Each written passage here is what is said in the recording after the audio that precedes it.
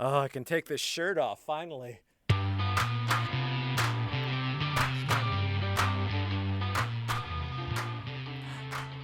Okay, we are live. Thank you, Jeff.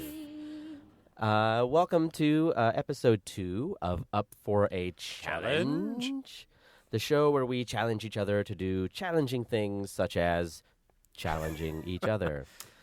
Does someone want to take the ball and catch us up about life, the universe, and everything before we go into last week's challenge? Oh, yeah. Sure. I'm in the midst, life for me, I can't speak for you guys, but life for me consists of editing a script right now for Company Q and dealing with the craziness of formats going back and forth from a Word document to Google Drives to my Mac to Cuneiform to just everything.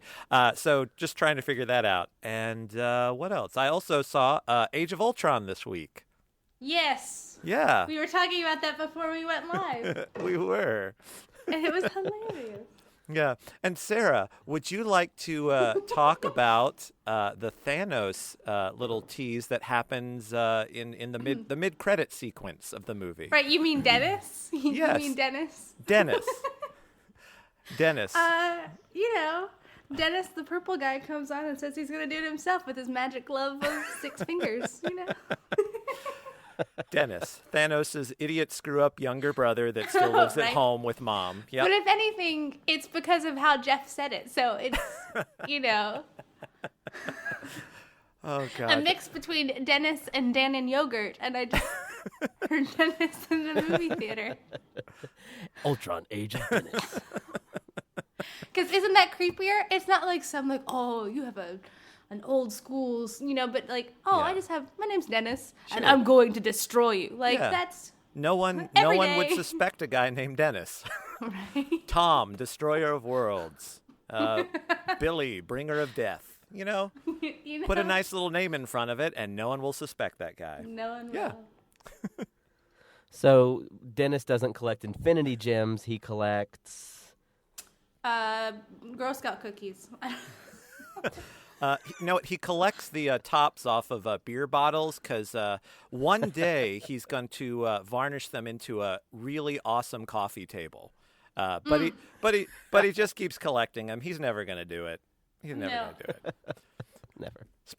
Speaking of Dennis, and I forgot that I knew this. Apparently this week, I think it was this week in syndicated the Dennis the Menace cartoons. Apparently they did a design change on Dennis within the last couple of years, so he more closely looks like the original Dennis the Menace from back in the 30s or 40s or whenever it started. Yeah. However, there was a little bomb that dropped that Dennis's dad in the new current version of the comics has been making references to a couple of things from his childhood, and apparently they just revealed in the comics this week that the current Dennis the Menace's dad was the former Dennis the Menace grown up. Does that make sense? What? Yeah. So apparently they finally made that official this week sometime. Yeah. So it comes full circle. Yeah. That's how karma works. That is very cool. Excuse me. That's right. Everybody coughing and hacking. That's right. Riveting live Sure. broadcast. Oh, yeah. All right. So what's going on with you guys? Because I kind of hogged the conversation. I guess. Well, I made a successful full mask mold for this cat mask I'm making out of neoprene, and I've had many different versions of molds, and they always ended up cracking in the center, and then I had a eureka moment, and so now I have an actual mold. So tomorrow I'm going to try and cast some stuff. Oh, and I opened a business account for Rogue Masks. Hooray. So it's official. That's right. So now you have things. You can write checks. You can write checks to Rogue Masks. You can have checks written to I you. know. That's great. Cool I beans. feel What very about you? happy. What about you, Jeff? What are you doing? I spent the week recording an audiobook, which was cool because I'd never done it before. It was weird. Yeah. But it was a real test in endurance because while I'm used to doing shows like this, for a little while, having 2 6-hour days back to back of reading in especially where I pitch the audiobook, which is a little lower. Spending 12 hours doing that, you start to like get a little fuzzy, a little soft focus behind, with everything in the room, and your voice gets all cracky and stuff. And I imagine saying the same words over and over again too. You know what I mean? It's that the words kind of lose their meaning at some point, and you're just making sounds and going very quickly. Yeah, what does this word even mean anymore? What is that? Right. Yeah. And you have to get really good at jumping in. Right. So you'll screw up a word, and you'll screw up the same word like 5 times. So go my mouth doesn't work anymore, and they'll pick back up at the beginning of the line or a few words back. And at some point, the recording of you just drops out, and you've got to pick back into the middle of the sentence and make it natural. So you're like, I got to do it again. And then he said, just wait. Yeah. Anyway, it was weird. And then I had a weird audition, but I had to sign a bunch of forms, so I can't talk about that. But I'll tell you about that later. I can't wait. Cool beans. All right. So what was the let's remind people, what was the challenge last week? The challenge was for you to broadcast on Periscope every day about your life. My personal favorite was you eating pizza. That was my personal. Oh gosh, yeah. Great. And we did tune into them. I didn't catch all of them. I missed the final one, and we were supposed to Periscope this one today, but I didn't think to do it. I missed the very final one, so I'm curious as to what happened on the last one, and I'm also curious if you saved any of them to your camera roll, because if you did, I'd like to see I did. them. I saved. I really only did one broadcast a day, just because a lot of the situations I'm in, I'm around. I'm in the schools, so I'm around children. So it's So and then sometimes the only time that was made available to me where I could broadcast was like these last 2 ones where I was at home. So I kept them really short because I didn't have access to Wi-Fi, because I didn't want to tear through my data.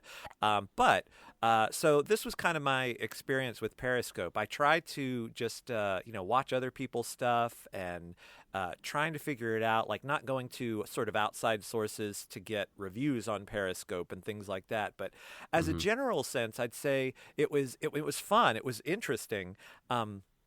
It feels like Periscope content creators kind of fall into 3 categories. There are those people that are using it in a very sort of business-minded way. They have a point of view or a product or a something they're trying, or a spam. Well, yeah, or something that they're trying to sell you on, right? And so it's the idea of, I've got 30 minutes today to possibly talk directly to Tony Robbins or whoever might have a channel and might do it, right? So it's, you know what I mean? So you've got active sort of visual confirmation that I'm talking to this person that I want feedback from. Then there's people that seem to treat it more like a journal sort of confessional sort of thing.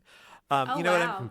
Today. So like an actual live journal. Right. Like literally, and I found myself laughing at that term when I finally made the connection, and I remember my consternation with live journals when they were a thing. Right. I never had a live journal, but I had many friends and were in many social situations where people did, and I just thought they were ridiculous.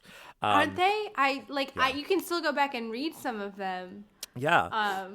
Like I was writing a weird story, and 16-year-old me was so angsty, and I just I just laughed heartily. I'll never forget, there was one time, this was in the theater department, and there was some tiff going on amongst this group of people in the green room. And I remember very clearly one time they were all huffing and puffing and getting into a fight. And then there was just a moment where they all stopped talking. They, as a group, collectively got up, went to our computer lab, and immediately sat down and started live journaling about this fight that they were having amongst these 4 people. Not talking to each other or trying to resolve it in any way, but letting the entire internet know. But that's my God. Yeah, but that's a digression. But yeah, so there were people that were, people that were using it in terms of a sort of a journal, but in some ways then kind of throwing it out to people that were watching at the time, like, so here's the situation, what do I do? right? Sort of actively seeking advice. Advice, yeah, Yeah. yeah, yeah. And then there was a third category of people that I kind of felt like they like just would turn it on at any moment. So you were watching somebody wander through a convention sort of center or hall trying to look for directions to some workshop or conference room. And so literally you're watching like the camera swing, and you kind of hear the voice of the person that you assume is attached to the channel. And, it was I don't know. It was the I guess the extreme of what they want that live broadcast of your life to be, so that's a general sense of how I felt things broke down. I kind of swung back and forth trying out a couple of different things. I think I more squarely fell in sort of the journal category. Like I'd kind of check in and say, this is what I'm working on now. This is what just happened. I did have on Wednesday night, which was actually, I think, the most viewed of all the broadcast I did. We had our education department. It's the interns. It's the end of the year, and so we had a meal, a get together at our boss's house. And so I filmed the 3 interns in the kitchen while they were doing dishes and starting to clean a little bit, and then just kind of let it run for a bit while they kind of screwed around. And that was actually the most watched and fun. most popular. Yeah. But I think I got. I don't know how many followers I picked up from when you started the channel, Jeff. I think there were maybe 3 or 4 that were attached to the assembler one, but we picked up another one. There was there's a 5th follower, and I'm gonna say it's because of me. And they also have on the Periscope the app. When people are watching your channels and watching your stream, they can heart it. You tap to the side of the screen, and then that's how people approve of you or the content you are creating. And I approve of your content. And so over the course of a week, I accumulated 156 hearts. That's great. Yep. So I'm going to well. And then I watched some of the channels I was watching, because I kind of explored other people's content. Some people, my God, it was just like a constant stream of those hearts, like boom, boom, boom, boom, boom, boom, boom, and they would amass like thousands per broadcast. Or some of the more business-minded people that really seemed to be the most popular on the site. Like I said, people that had a point of view and that were coming at it from here's 5 ways to write a better resume, or I even watched a couple. Here's 9 ways to get more followers in your Periscope feed. That's Metascoping. Yeah. Watch my Periscope to Yeah. find out how you can get more people to watch my Yeah. Periscope. I mean, your Right. Periscope. And so it was very funny. But, I watched, there was another one where I watched where it was a producer in Hollywood for some TV show. He was a little roundabout, I guess, not saying the exact name of it was, but he does, I don't know if it's a daily or weekly thing, where he just streams and people pitch him TV show ideas. And so he would give like immediate feedback or say, hey, that's a good idea, and this is why. You know what I mean? And so, again, it's real-time response to... Sign these forms. Yeah. It's a real-time response to sort of questions, I guess, that people would have. And it totally makes sense that it's built off of sort of the Twitter infrastructure that already exists because, again, Twitter sort of rewards that sort of... that even though you've got a massive followers, it really sort of rewards that one-on-one interaction between people. And Periscope, I feel, is kind of set up the same way, right? There's all these sort of infrastructure things built in with the live stream, and then people can comment, and then people can heart and like it. But then ultimately it comes down to when that content provider comments directly or responds directly to that question that you posed, or that that thing that comment that you put on their broadcast. So, yes, so it was fun. Yeah. Yeah, I'm interested. How did it make you feel? I mean, like, were you nervous when you were broadcasting ever? Did you really care? Did the hearts matter? Did they not matter? I think in the beginning, the hearts and the followers didn't matter. Like the first, I'd say 2 or 3 days, because again, I was just trying to figure it out. It was. I will say that again. I kind of found myself, and I don't know. It was because I was using this Periscope feed through Assembler's channel that I felt like I had to be a little bit more cautious of the things that I might throw out there and the things that I might say. Oh, weird. Sure. I was really hoping you would just go for it. Well, I was hoping that was why originally I was going to set you up a fake one. I wanted you to just sure. And go and, for and, it. and honestly, but here's the thing, Jeff, because I know like we've talked about like the Angry Adam does the news sort of thing, that concept that you've encouraged before, and like my rants, and I was like, this format seems perfect for it. You know what I mean? Like something just happened. I literally just read this article. Here, let me go on Periscope and rant. Do a 2-minute rant and put the information out there. But I pulled back from doing things like that. 'Cause again, I felt like there were some people, and I think this is the journaling group, that felt like sometimes there was a performance aspect to what they were doing. And so I was trying not to do that and just be, this is my real life sort of thing. This is me. Did you? This is me. I have This a is true question. life. Did you because on Periscope you can leave comments. Yeah. Were there any comments that you found amusing or that spoke to you or? Nobody commented on anything that I did except for Jeff. Oh, really? Yeah, Okay. there were a couple of comments through Jeff, but that was it. I commented on a couple of other people's pages or streams. Didn't, and again, they didn't respond to mine. But again, they were getting like comment after comment after comment, and so they would just kind of pull what kind of stood out to them. But no, I didn't get any feedback that way. But yeah. But that kind of goes back to, Jeff was saying, what was the experience like at the beginning, because everything was so new and I was just trying to figure it out. And again, I was trying to figure out how to be most successful at this thing.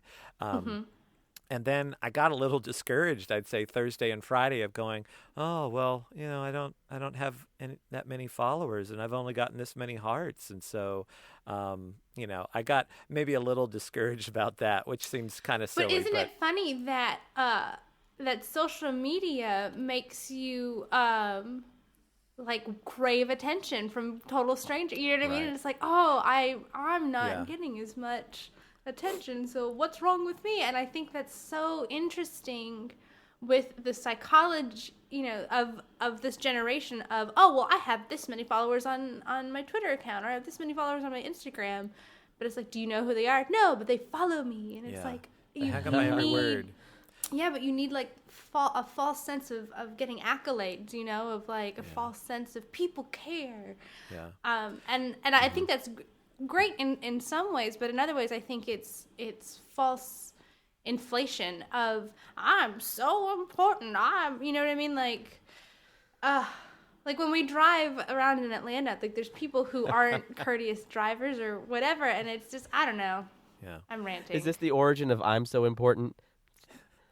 No. I should tell people. So one of the things when Sarah and I are driving around town, I started saying a lot. We were in the car, like they cut you off and they do this stuff, and I just go, "Oh, I'm so important. I'm such an important driver." And so now we say, "I'm so important." And I think you're right. It applies to the social media life as well. Yeah. Adam, I'm wondering, is this something that you would continue to do on your own? Is this something you would do on your own without this product? I think, now that you've tried it. Sure. I think, and again, going back to your original intention that you thought I would just kind of break loose and do, maybe if I removed myself from the Assembler moniker and I did my own thing, maybe trying out the angry news rant thing. I don't know.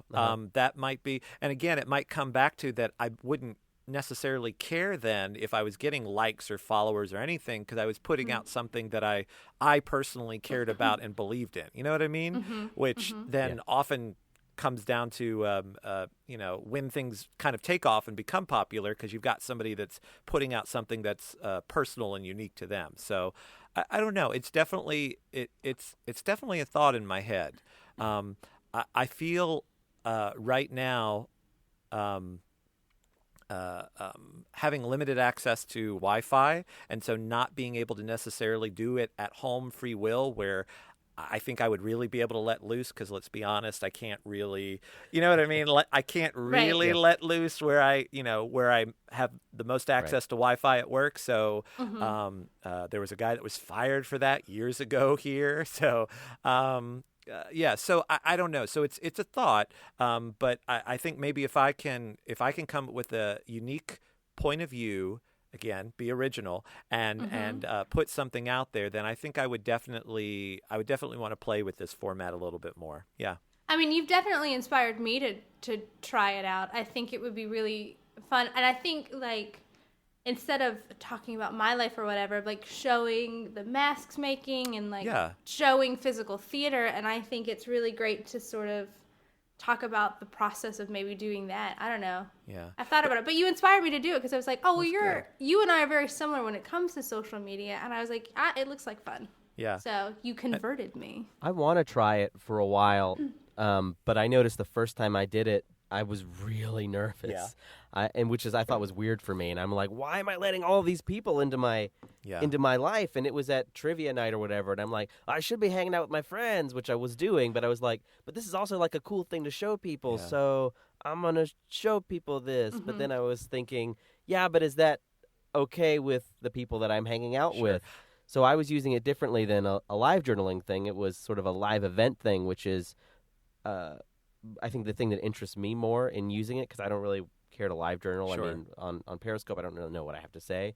But if something interesting is happening, then I do kind of want to broadcast it. But I felt nervous about I will say, though, that speaking of, because you say live eventing, and again, I think that kind of falls more in the camp of those people that were using it in sort of a businessy type way. But it really got me thinking in terms of all of the current events that have been going on in our country with filming of police officers, right?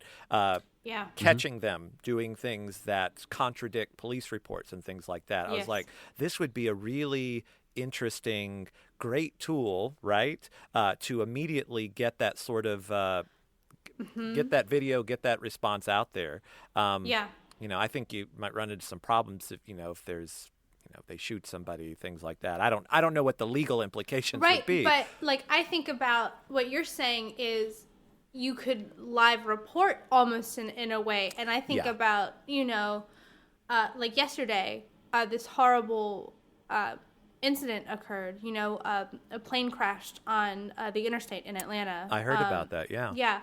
And, it completely shut down the entire 285 interstate, because they had to clean it up and all of that stuff. But I was thinking how in that moment, not to show necessarily the footage, but just to be like, so this just happened. This is like a live report. This is a plane just crashed in front of me. Or, I think about the Boston bombings, or I think about, how there's all those conspiracy theorists about 9/11, how if you had something like this back then, how much more information you could get in a moment of, this is my experience, this is what I see, this is what is happening.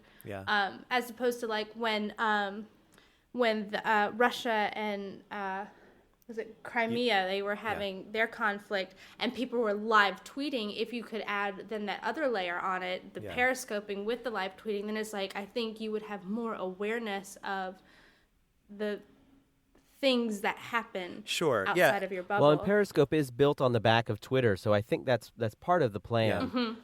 Is that Periscope is actually run by Twitter. Okay. So there's an option that you can turn on when you Periscope to send a tweet out. So if this tool had been available then, and if you had a Russian that was tweeting about this thing that they were witnessing right now, and then they threw up a tweet that was Periscope, so you can see it and you could hop right in there from Twitter, which I think is what you're talking about, which is so it's here, which is cool. But that just seemed, and it's funny because it was actually hearing that report about the plane crash in Atlanta that kind of triggered the idea, and then I just kind of kept chasing it to its logical conclusion. So, but so I think it's a valid tool. I think it's an interesting tool. I want to, like I said, I want to come up. I think I want to have a stronger point of view of something to put out there before I pursue it in a personal way, I guess. Yeah. Right. That makes sense. Speaking of personal ways, I just remember very often getting very close to your beard. Oh, It would really? be like there's a lot of It's these shots, a lot of the chin. well, this is We'll have to get you a periscope stick. oh yeah.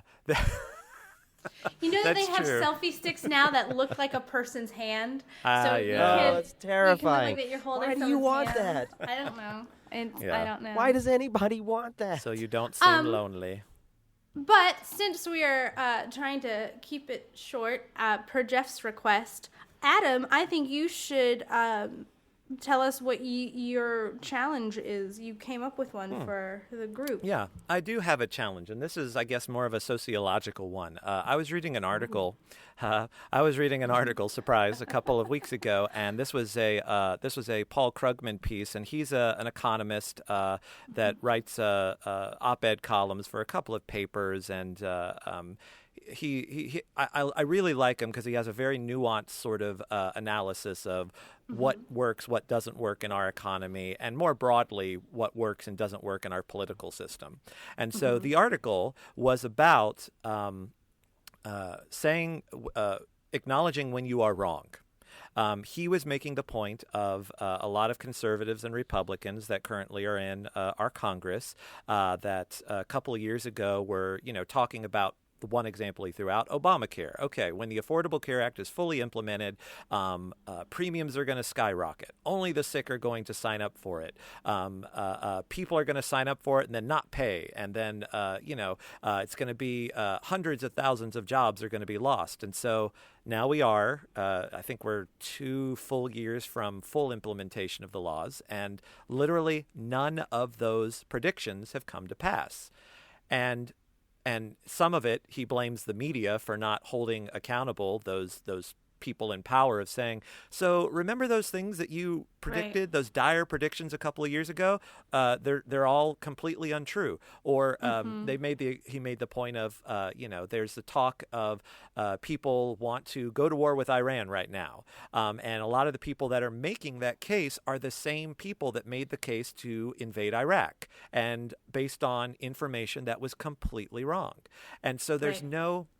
there's in the political realm, and specifically he's calling out conservatives and Republicans, but does acknowledge that this is a political problem, that people just don't admit when they're wrong, right? There's always that spin of the apology where you don't really Yeah. acknowledge you were wrong. You just kind of say, well, I'm sorry that my words were misinterpreted this way. And it's like, no, you were wrong. You were completely wrong. And so, I was going to challenge both of you and myself to quickly share a moment in your life where you were 100% wrong and yet refused to acknowledge your wrongness in that situation. I would hope at some point you did acknowledge that you were wrong, but Jeff. Yeah. I Okay. think. Hello? Sorry, it got really quiet all of a sudden. I didn't hear Oh, the we feedback. were, I was we were just very listening. Oh, okay. interested. Sure. This is what it sounds like when people listen. So I know sorry. we're not really used But to So, So- we have a week to think to of a that. story because I'm trying to think of one. Sure. Well, I'll share mine right now, and then Okay. so I guess maybe it'll be 2 challenges. So there was one time I was. This is the example. This is the Okay. example, all right? And I'm sharing Okay. a fairly minor, superficial one right now, and so that you have a week to process and share one that you are comfortable putting out there live on the internet, right? So this one was a couple of years ago, and I got into a fight with the person I was dating at the time, and this was about, and again, completely ridiculous, stupid. I sincerely hate artificial, like, cinnamon taste. Like Oh, it's yeah. cinnamon Oh, candy. God. Like it's just a sensation. It's just this burning sensation on the tongue. It's not cinnamon at all. And anyway, the toothpaste that I was using at the time, and still do occasionally, was Close Up, which is like dirt cheap. Oh yeah, Yeah. it's cinnamon. Yeah. Yeah. But again, I didn't realize it was cinnamon flavor. Like it didn't taste like that thing that I thought artificial cinnamon tasted like. And we got into a fight about that because she insisted that there was cinnamon in it. And I was like, no, you're wrong. Like I know what artificial cinnamon tastes like, and that is not it. And like literally it got to the point where we were both crying, yelling at each other, how ridiculously stupid it was. And I was completely wrong, like just completely and utterly wrong. And it could have easily just have been, I could have gotten up, one of us could have gotten up, gone to the bathroom and grabbed that tube of toothpaste and read the ingredients on the back. And sure enough, I eventually did. And it was the artificial cinnamon taste in there, which I had never tasted. Like it tasted more like a Bernie mint. So I was completely and 100% wrong. And, it was a stupid thing to fight about. And again, I don't know if I ever said I was wrong. I think I probably came up with some stupid justification and rationalization of, well, it doesn't taste like it, so that's why I didn't know. You know what I mean? Like it wasn't an apology. It was it was a rationalization for why I was so entrenched in my position. So the challenge I have for you two, and I guess the challenge I have for anybody listening, is think of a time when you were 100% wrong. And I know I may be going down a dark path. I'm gonna have to think really hard. Well, no, I was gonna say I think I'm poking the bear here a little bit since you two do live together and are in a committed relationship. Yeah, but the thing with our relationship is that eventually we tell each other and we laugh about it. Like I don't feel like it wouldn't be a thing. Like there's one example I can think of because I'll go way back to I'll think about something really hard. But there's one I've thought about is when I lost my keys and I totally blamed Jeff. Yeah. And it was like, you had them last and this, and they were like in my bathroom under my clothes. But like, I was like, oh, I found them. They were in your closet. And like. Yeah. What? Confessionals. But you know what I mean? I did that once. Yeah. We will lie and we will do everything to save face. So the challenge I have is everyone to think of a moment. Join us next week when we don't live together. Where you are 100% wrong. And if there is a new moment that presents itself during the week where you are 100% wrong, I want you to stop. I want you to take a breath. And I want you to think about me. Okay. We'll do. And I want you to say to that other person, I want you to say, I'm wrong. I am 100% wrong. Okay. Just right in that moment. All right? So that is the challenge. All right, challenge accepted. Okay. Challenge accepted. Okay, that's a really good one. Well, I guess that's going to wrap it up for this week. We've got a lot to think about, some of us more than others, Sarah. So should we do sign-offs now? Yeah, pretty much. A couple of housekeeping things real quick. We'll be back here, we're assuming next week, right? Same time? Is that going to work? Yes. As Okay. far as I know right now, something. yes. Yeah. All right. And if that doesn't work, we'll post something on the website. Check us out. We're at assembler.fm. You'll see the show right there. But for people that Adam believes are sitting there with notepads ready to write this down, go to assembler.fm/U4C/2. The show is sponsored by nobody because when nobody sponsors your podcast, nobody can be disappointed. Okay, I guess that's it. Sign-offs. Who would like to start? I'm Sarah, and I know where my keys are. I'm Jeff, and I have a lot of questions for Sarah. I am Adam, and I am 100% wrong 87% of the time.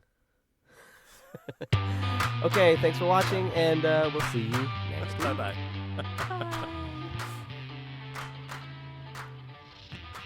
Oh, I can take this shirt off, finally.